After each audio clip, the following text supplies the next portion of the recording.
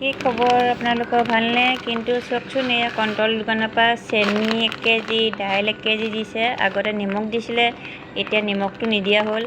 এই দুটাতে 100 টকা লৈছে। কিন্তু কিনিব গ'লে দাইল 100 টকা, 1 কেজি 100 টকা পায় বাৰু। 1 কেজি 100 টকা পায়, কিন্তু চেনিটো ফ্ৰীকৈ পোৱা হ'ল।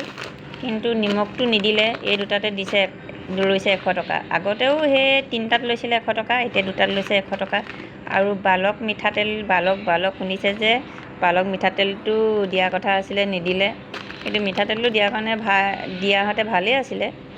কিন্তু আপোনালোকৰ সেইফালে কিমান লৈছে বাৰু ক'বচোন আমাৰ এইফালে 100 টকা লৈছে এই দুটাতে। কিন্তু চেনিটো ফ্ৰীকৈ পোৱা হৈছে আৰু চেনিটো ফ্ৰীকৈ পোৱা হৈছে।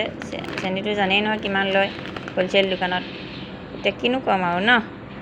মিঠাতেল নিদিলে, বালক মিঠাতেল নিদিলে, নিমখটো নিদিলে। আগতে নিমখটো দিছিলে, তিনিটাত লৈছিলে 100 টকা, এতিয়া দুটাতে ল'লে 100 টকা। আপোনালোকৰ সেইফালে কিমান লয় ক'বচোন কমেণ্ট বক্সত দিব, কমেণ্ট কৰিব।